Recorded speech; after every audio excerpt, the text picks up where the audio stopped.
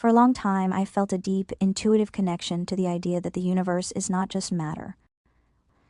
When I first encountered Terence Deacon's Incomplete Nature, it immediately resonated with my own work on RWT and Whitehead's process philosophy.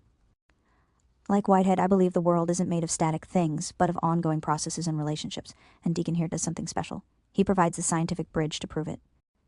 He shows us that meaning and purpose aren't extra things we added to the world, they are built into the very way nature is structured. What moved me most, though, it was Deacon's attitude. In a world that often tries to reduce everything to math and machines, he asks us to believe in the humanities. Our art, our values, and our stories are just as real and causal as the atoms in our bodies. I want to start with a symbol you might recognize, the Enso or the Zen circle. Notice that it is not closed. It is intentionally left open. In our modern scientific view, we often obsess over completeness. We want to catalog every atom, every force, every gene, assuming that once we have all the parts, we have the whole picture. But the idea is that the most important part of the universe and of us is incomplete. It is the openness. Look at the left side of this slide. This is the triumph of modern science. We can map galaxies millions of light years away. We can arrange atoms into crystal lattices. We are incredibly good at describing matter. But look to the right. This is the world you and I actually live in. The world of Bach, of poetry, of seeing a world in a grain of sand.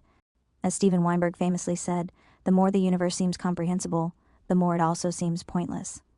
But I refuse to accept that. I believe, as I'm sure many of you do, that the universe is not just matter. We need a way to bridge this gap without rejecting science. When we try to bridge this gap, we usually fall into one of two traps. The first trap is the ghost in the machine. We look at the complexity of the human mind, our desires, our decisions, and we assume there must be a little person inside our heads pulling the levers. We see this in ideas like the soul as a separate substance, or an intelligent designer. The problem is this explains nothing. It's like trying to explain how a car engine works by saying there's a horse inside it. The second trap is the opposite, and it's the one many modern scientists fall into, the mindless machine. This is the view of eliminative materialism. It says, since we can't find a soul in the atoms, the soul doesn't exist. It claims that we are nothing but wet robots, complex zombies acting as if we have feelings. Jerry Fodor captured the horror of this view perfectly. If our wants and beliefs aren't real causes, then everything I believe about anything is false, and it's the end of the world.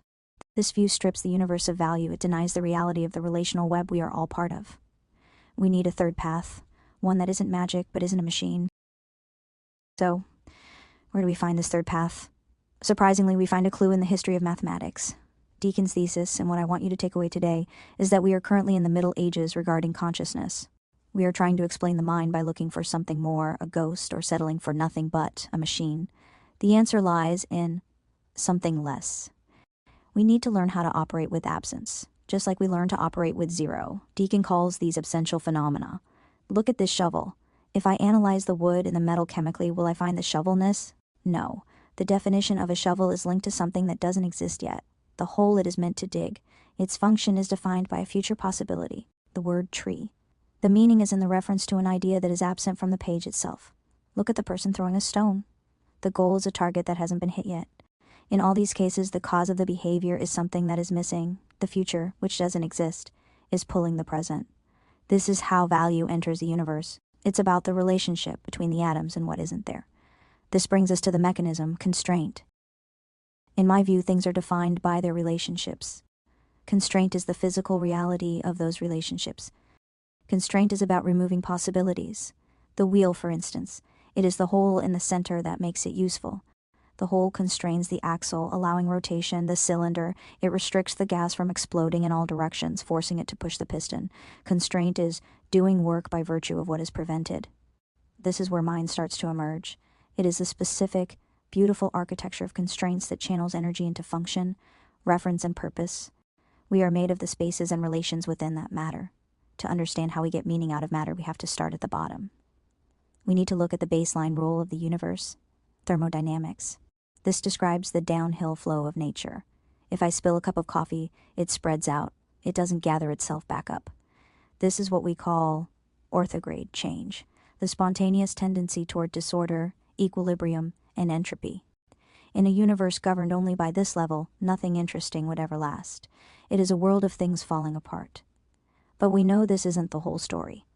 So how do we start swimming upstream? The first step up is what Deacon calls morphodynamics, the emergence of form, the hexagonal cells in boiling water, or a snowflake forming. These systems are fascinating because they spontaneously create order. They are contragred. They build constraints and create local regularity against the general flow of entropy. But what makes us different? We need one more leap to find us. This is the most important concept in the hierarchy, teleodynamics. This creates a dynamic of life and mind. It happens when two morphodynamic processes get linked together in a circle. So that process A builds the conditions for process B, and process B builds the conditions for process A. It is a reciprocal loop. The system is actively working to preserve the constraints that make it exist. Suddenly, for the first time in the history of the universe, there is a goal. The goal is self-preservation. This is the natural origin of function and purpose. And we've just closed the loop of relationships. Deacon calls it the autogen, a system with two parts: autocatalysis, a chemical reaction that makes more of itself, producing energy parts. Self-assembly, those parts spontaneously form a container or shell. Separately, these two fail. The catalyst drifts away, the shell sits empty. But put them together, the shell keeps the catalyst from diffusing, and the catalyst builds the shell. The system as a whole works to maintain itself. It now has an inside and an outside. It has a self that it is trying to protect. This is the simplest unit of biological meaning. We have a self. Evolution changes. We often think evolution is just about genes, but really evolution is the preservation of work. An organism is a locus of work done to preserve its own constraints against the chaos of thermodynamics. And this changes how we see information. It is embodied constraint. It is the memory of what worked in the past, the specific relationships and constraints passed down through generations that allow an organism to fit its environment. In my relational web view, DNA is just a library of these successful relationships. Now we can answer the question, is there anyone home? Yes. Sentience is the intrinsic first-person perspective of a system that is fighting to exist. When a bacterium swims away from a toxin, it is exhibiting a minimal form of sentience because the toxin matters to it. It has an orientation toward its own persistence. The universe now has a point of view. Value has entered the picture because for a teleodynamic system, some things are good, nutrients, and some things are bad, toxins. And what about us? What about the human mind? We are sentience built on sentience. Our brain is a massive hierarchy of these self-preserving loops. Lower order systems interact to create higher order systems. My consciousness, my experience of speaking to you right now, emerges from the self-referential dynamics of this entire network.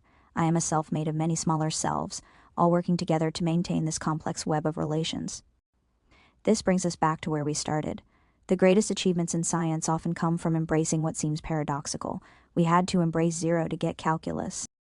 Now we must embrace absence and constraint to understand ourselves. The universe is what could be, what should be, and what is longed for. I think this is the moment that makes me able to rethink the humanities, and dare I say, it takes the whole new level of perspectives to make you think what kind of person could possibly say that please believe in humanities.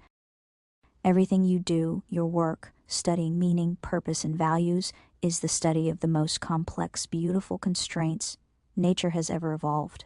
Nature is intrinsically incomplete, and in that incompleteness lies our potential.